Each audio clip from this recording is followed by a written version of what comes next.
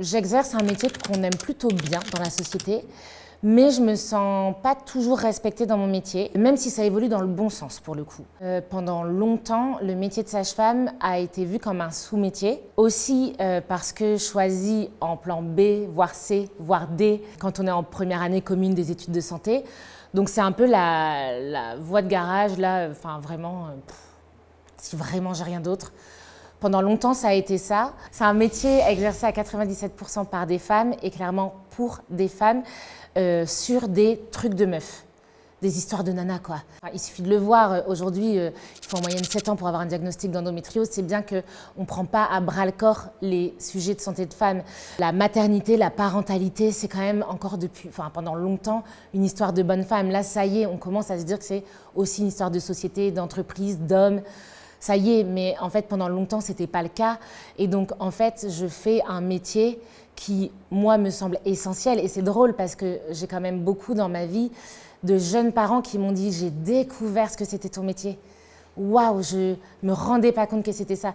Et en soi, c'est ok, j'ai pas besoin qu'on me mette une couronne sur la tête tous les jours pour me dire que mon métier est incroyable. Mais c'est vrai qu'on donne beaucoup et c'est dur de tenir. Enfin, mais même dans les questions qu'on me pose, on m'a déjà demandé est-ce qu'il faut le bac pour être sage-femme. Et encore une fois, j'ai pas besoin d'étaler mes diplômes sur la place publique, mais ça fait du bien quand même de se sentir valorisé quand on donne beaucoup dans son métier. Est-ce qu'on gagne bien sa vie quand on est sage-femme? Ce qui est sûr, c'est que c'est pas un métier qu'on fait pour l'argent. On a eu quelques revalorisations ces dernières années, que ce soit à l'hôpital et dans nos actes en libéral. La réalité, c'est que franchement, aujourd'hui, les sages-femmes sont fatiguées, sont épuisées, ont beaucoup de responsabilités. Et en fait, il y a beaucoup de sages-femmes qui ont envie de quitter le navire. Je trouve qu'en fait, travailler à 100% quand on est sage-femme, c'est travailler à 130, 140% en termes d'énergie. C'est hyper fatigant. Donc je trouve que non, on n'est pas suffisamment payé par rapport à ce qui nous est demandé. On manque de moyens financiers, oui, nous, en tant que pro de santé, mais le système de santé manque de moyens financiers et humains. Et donc, en fait, on essaie tout le temps de pallier au manque des structures avec finalement notre énergie d'humain, de soignant, qu'on est en train d'épuiser bien trop vite par rapport à la durée d'une carrière. Quand j'étais à l'hôpital, pour moi, le plus difficile, c'était le manque de soignants.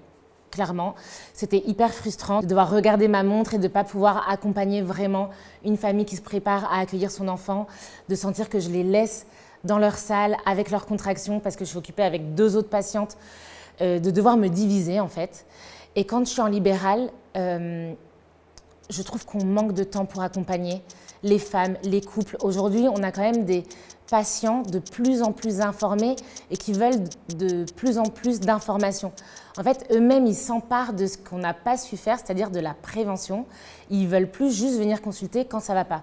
Ils veulent avoir les infos en amont. Et c'est bien normal et c'est ça, s'approprier sa santé.